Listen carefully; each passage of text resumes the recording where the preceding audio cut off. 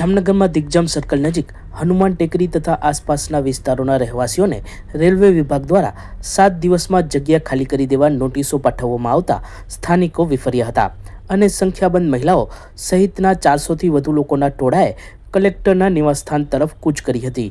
આ લોકો અધિકારીને રાત્રે જ રજૂઆત કરવાના ઈરાદે ટોળા સ્વરૂપે નીકળતા પોલીસ દોડતી થઈ ગઈ હતી।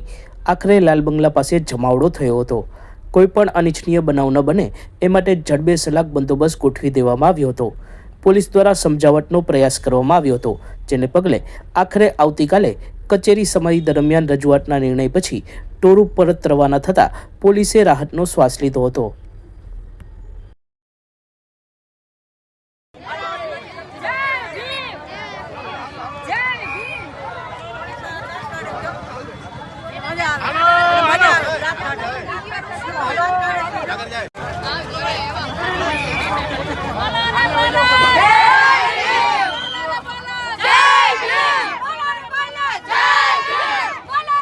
સચોટ સમાચારો સૌથી ઝડપી મેળવવા માટે અમારી ચેનલને સબસ્ક્રાઇબ કરો।